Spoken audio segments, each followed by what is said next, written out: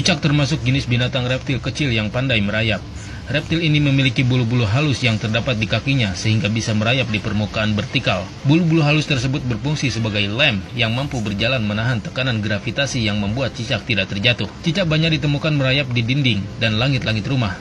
Terkadang dia turun ke meja makan dan masuk ke wadah makanan. Terlihat menjijikan bagi banyak orang. Ternyata cicak memiliki bahaya yang tidak boleh diremehkan. Tahi atau kotoran cicak terkandung bakteri salmonella yang bila masuk ke tubuh manusia bisa menyebabkan demam, diare, dan kejang pada bagian perut.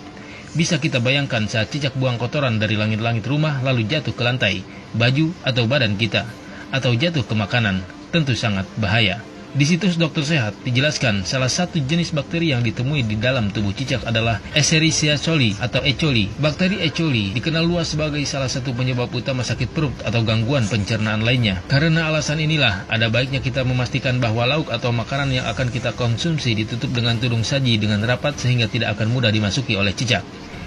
Hendaknya, sendok nasi juga sebaiknya tidak diletakkan dengan sembarangan agar tidak mudah disentuh oleh cicak sehingga tidak akan mudah terkontaminasi bakteri E. coli yang berbahaya.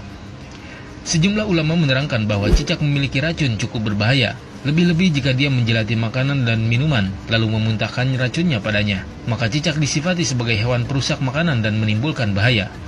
Karenanya, cicak disifati sebagai binatang pengganggu dan berbahaya seperti tikus, ular, dan kalajengking.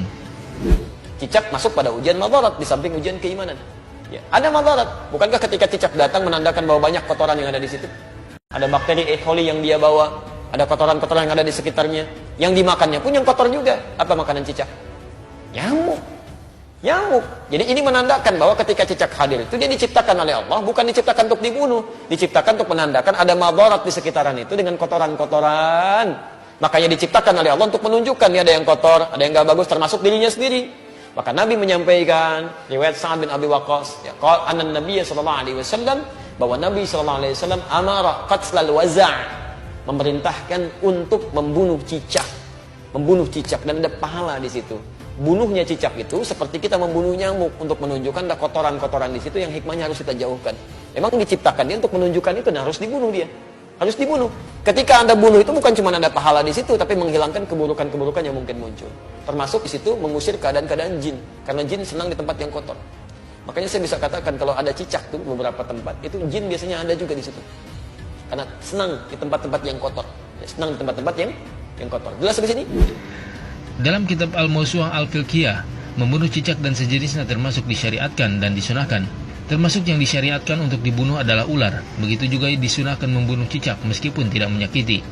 Hal ini berdasarkan hadis yang diriwayatkan Sa'ad bin Abi Waqqas radhiyallahu anhu, bahwasanya Nabi Shallallahu alaihi wasallam memerintahkan untuk membunuh cicak.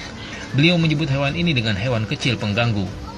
Alasan lainnya, dari sisi histori, karena nenek moyang cicak bersedia menjadi alat setan untuk menimbulkan keburukan kepada Khalilullah Ibrahim alaihissalam, berusaha meniup api yang membakar Nabi Ibrahim agar terus menyala. Dari Ummu Syarih radhiyallahu anha, ia berkata, Rasulullah Shallallahu alaihi wasallam memerintahkan untuk membunuh cicak. Beliau bersabda, dahulu cicak ikut membantu meniup api untuk membakar Ibrahim alaihissalam. Hadis riwayat Al-Bukhari nomor 3359. Wasamma bi fuwaisiqa, dan Nabi menyebutnya dengan hewan fasik kecil. Hewan fasik kecil.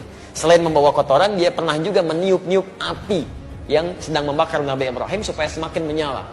Ya, diharapkan menjadi dingin dan teduh, ini malah ditiup-tiup oleh hewan ini. Makanya ketika Anda membunuhnya, bukan cuma menghilangkan kotoran, tapi plus ada pahala di situ. Pahalanya di situ dengan sekali pukul ada 100 kebaikan, kan? Berdasarkan hadis riwayat Al-Bukhari dari Ummu Syuraik nomor hadis 3359. Dan terbunuhnya cicak itu menghadirkan bagusnya kebaikan-kebaikan dengan menghilangkan kotoran yang ada di dalamnya. Jelas di sini? Cicak salah berpihak sehingga menyebabkan dirinya mendapat predikat buruk. Ia membantu setan, masya Allah, untuk mencelakakan wali Allah. Tentunya di samping itu, cicak binatang pengganggu dan menyimpan bahaya bagi manusia. UAS sudah mengambil sikap dan keberpihakan dengan terbuka. Karena itu jangan sampai kita seperti cicak yang karena kesalahannya dalam berpihak ia dihukum oleh Allah Azza wa Jalla. Tulis Ustaz Fuaz Al-Hazimi di akun Facebooknya. Wallahu a'lam.